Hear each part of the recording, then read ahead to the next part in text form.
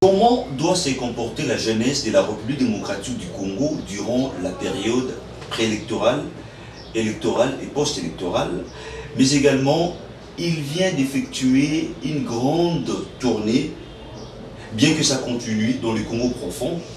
Il a également une grande vision et une lourde tâche, je dirais, responsabilité au sein du Conseil national de la jeunesse de notre pays. Mesdames et messieurs, bienvenue dans ce nouveau numéro de votre magazine Artistes sur l'actualité. Nous avons ce plaisir de recevoir pour vous, pour ce numéro, Monsieur Nathanaël Atibou Katameya, président national ad interim du Conseil national de la jeunesse. Bienvenue, président.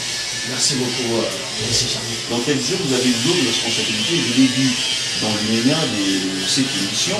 Merci d'abord pour votre disponibilité. D'entrée de jeu, quelle est votre vision? Oui, ma vision au sein du Conseil national de la jeunesse est d'avoir une jeunesse congolaise formée, éduquée, informée, capable de prendre en main dans tous les domaines de la vie nationale et de ce grand pays. Comme vous le savez, la jeunesse est un acteur majeur ou actrice majeure pour les changements positifs et le développement intégral de ces pays.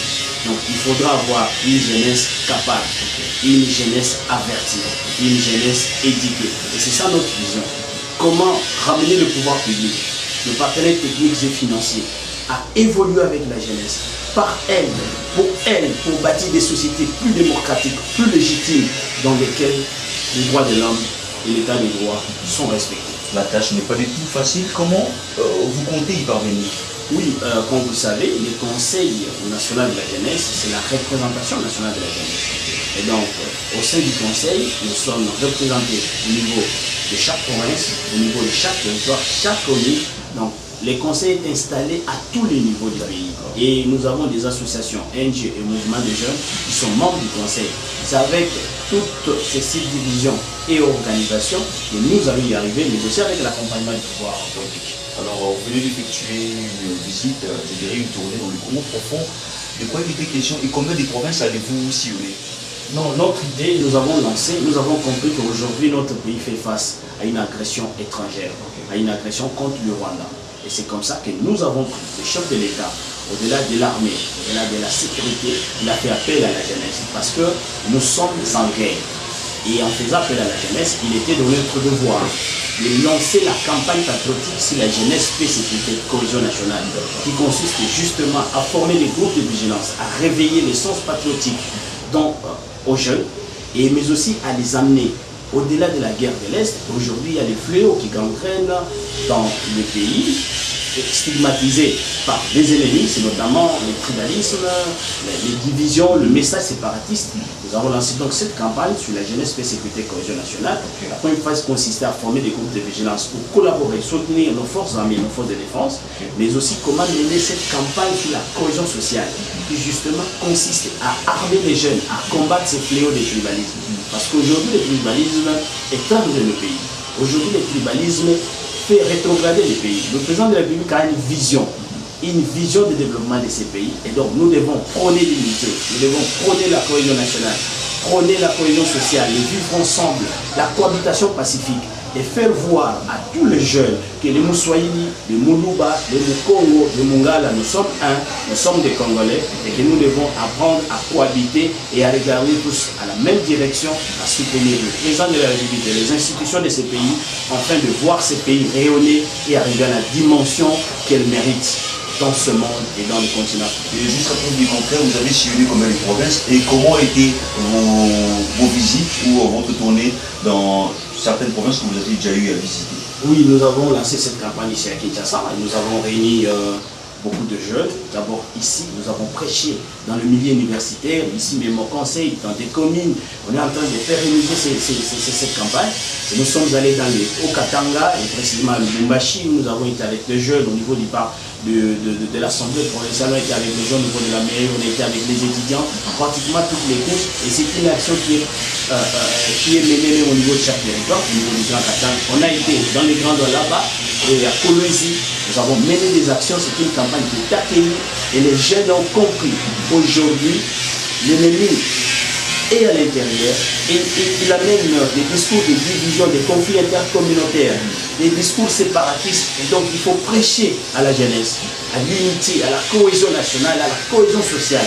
C'est une campagne qui est très bien réussie et donc nous continuons avec cette campagne et à faire voir aux Congolais qu'au-delà des grandes langues nationales, que même nos ethnies, nos tribus doivent apprendre à cohabiter pacifiquement et à vivre ensemble. Alors, on tend sûrement vers la fin de cette interview. Excusez que vous avez accordé, Monsieur le Président, à l'interview de Nathanaël. Nous sommes en 2023, une année purement électorale en RDC. Je l'ai dit à l'annonce également de cette émission, comment doit se comporter la jeunesse congolaise, parce que nous apprenons le message de haine quand vous les découragez, mais ça existe quand même. Et comment les jeunes doivent bien sûr se comporter durant cette période.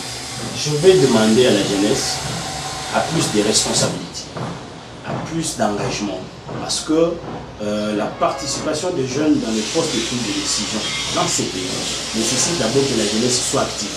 C'est vrai que nous représentons plus de 70% de la population, mais il faudra que cela soit démontré en participant massivement à ce processus.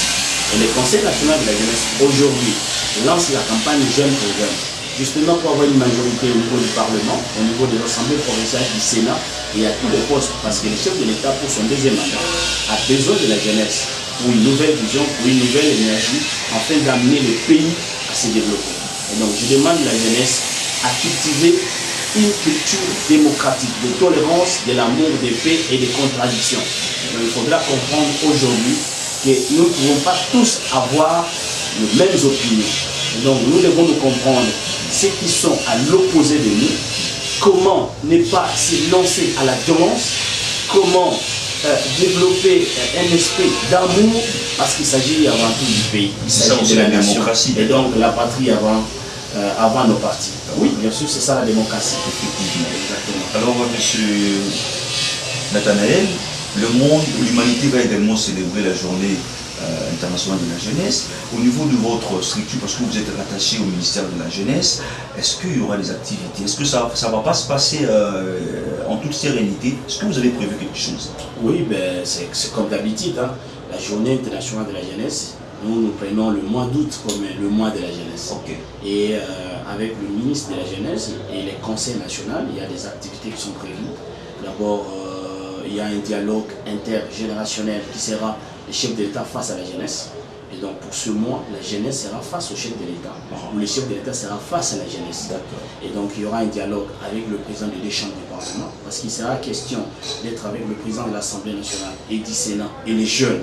Nous devons échanger sur les questions essentielles de la nation et qui touchent la vie principalement de la jeunesse. Il y a une foire qui sera organisée pour vendre les talents des jeunes entrepreneurs. Et donc il faudra que le Premier ministre sera là et donc on va échanger toujours avec lui. Il y a vraiment des activités qui sont prévues pour ce mois et le chef de l'État, ça nous devons l'admettre, il est très proche de la jeunesse. Et c'est pourquoi il considère la jeunesse comme la première ressource qui détient ces pays. Okay. Donc chaque année, nous sommes avec lui une ou deux fois. Il échange avec la jeunesse, nous lui exprimons notre desiderata, nos besoins. Il comprend et il les met en pratique. Et ce qu'il ne fait pas, on les rappelle à la prochaine rencontre. Okay. Voilà encore pour cette année. Nous serons face au chef de l'État. Et il y a un nombre d'activités qui sont programmées. Voilà. On arrive sûrement à la fin de cette interview. La toute dernière question ici de savoir, c'est une question de curiosité. Certaines bouches véhiculent des messages allant dans le sens qui est un climat malsain au sein du Conseil national de la jeunesse. En tant que numéro 1, bien qu'à l'intérieur de ces structures, quelle est votre version des faits? Pour vous dire vrai, il n'y a pas de problème au sein du Conseil. Le Conseil national de la jeunesse est un organe fêtier. C'est une coordination et une représentation nationale qui est instaurée par le gouvernement à travers le ministre de la jeunesse. Aujourd'hui, tout va bien et nous soumettons la volonté et aux orientations du ministre national. Parce qu'aujourd'hui, il faut reconnaître que le docteur Yves, c'est un ministre qui est vraiment sur le terrain, c'est un ministre qui est proche de la jeunesse et toutes les décisions qui sont prises dans ce sens-là sont respectées. Parce que nous sommes un organe qui relève du ministère de la jeunesse, principalement. dire qu'il y a des évolutions, mais il faut comprendre qu'avant la francophonie, il y a eu une manipulation de la jeunesse. Oh non, il y a des kidnappings, il y a des enlèvements, il y a ceci, cela. C'était dans l'objectif de saboter la francophonie. Lorsque l'ennemi a compris que la francophonie a réussi, il tourne maintenant les armes pour diviser, pour vendre négativement l'image de la jeunesse congolaise, parce qu'on sait que nous sommes au mois de la jeunesse. Je vous dis qu'il n'y a pas de problème et que tout va bien. La jeunesse est unie, des petits détails s'étaient passés, c'est déjà maîtrisé, et donc tout va bien. La jeunesse reste et demeure motivée, active par rapport au processus et aux événements qui s'associent.